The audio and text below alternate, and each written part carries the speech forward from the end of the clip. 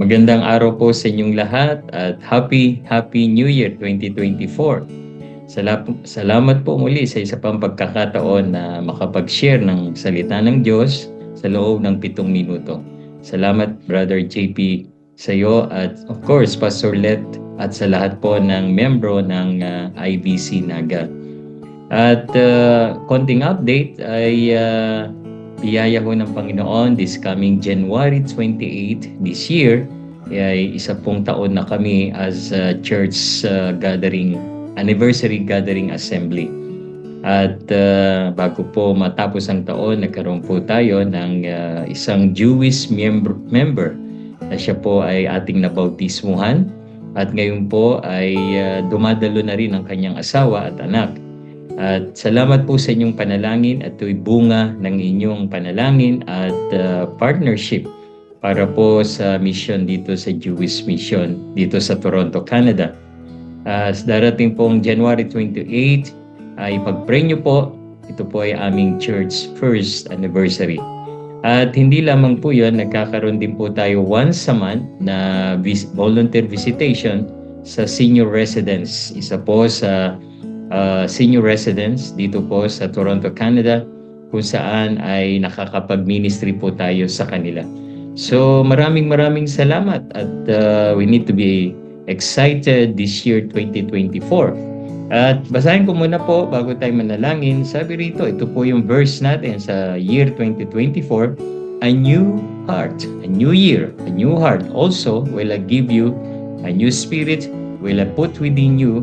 I will take away the stony heart out of your flesh, and I will give you a heart of flesh.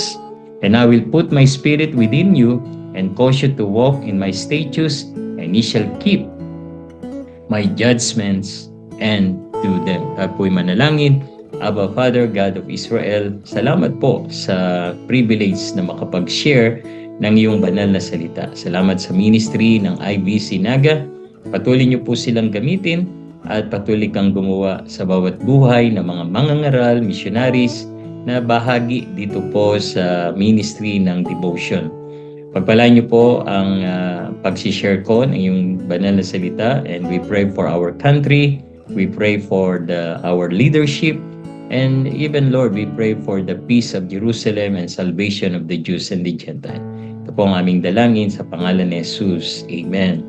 So ngayong bagong taon, ilang araw pa lamang po ay bagong taon, pumasok na ang bagong taon, and praise the Lord, tayo po ay pinahintulutan ng Diyos na makapasok sa bagong taon. And I believe with all my heart, God has a new, great plan, divine plan for each and every one of us. Kaya po, ang gusto kong i-share sa inyo sa taong ito ay dapat magkaroon tayo ng tinatawag na New Year, new perspective toward spirituality. Okay? Perspective, New Year perspective or new perspective toward spirituality. Perspective about God. No? Ano ba talaga ang gustong ipagawa ng Diyos sa atin ngayong taong 2024. I believe with all my heart, marahil nakaranas tayo ng mga discouragement, frustration sa taong lumipas. No? Hindi lamang 2023. Pero ngayong taong ito ay gusto ng Panginoon na magkaroon tayo. Sa binasa natin, a new heart, a new spirit. So, kalimutan po natin ang mga problema. I hope wala na tayong bitterness sa taong 2024. Marahil sa tingin nyo, may nakalimot sa inyo. Sa palagay nyo lang yan. Pero marahil yan ay perception nyo lang yan. Pero dapat ay bago na po ang ating damdamin. No? Karoon tayo ng new perspective toward spirituality. Number 2, a new year without fear. Dapat itong taong ito ay, although may new challenges, no, new crisis, but we need to face new year without fear. No, some people are afraid of the unknown. We don't know what the year is going to bring. Di natin alam. But ladies and gentlemen, very clear in Hebrews 13:5 and 6, I will boldly say, the Lord is on my side. I will not fear what men shall do unto me. So beloved in the Lord, so new year, a new perspective towards spirituality, a new year without fear, and then ano pa? Let us expect God's favor on this new year 2024. Hingin natin ang favor ng Panginoon, ang kanyang grace uli, ang kanyang mercy. Tulad ng sinabi ko po lagi, kami po ay in-invite ng Diyos dito sa Toronto, Canada. Hindi ko po ito gawain, ito'y gawain ng Panginoon. At it's a favor from the Lord. Yung pong may ministry na ipinagkatiwala sa inyo, sa atin, ay it's a favor from God. Kaya po, ito'y mahalin natin, ito ay bigyan natin ng pansin, yung mga taong pinadadala ng Panginoon sa buhay natin along our Christian journey or journey of life, ay yan po ay blessing from the Lord, no? And so that's why this new year, number one, we need a new year perspective towards spirituality. Let us face a new year without fear. And then number three, God's favor. Let us ask God's favor on the new year or this year 2024.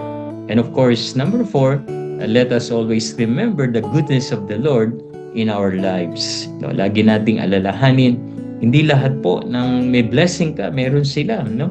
May mga tao, may blessing na complain pa rin ng complain, may bitterness pa rin, may inggit pa rin, may envy pa rin, no?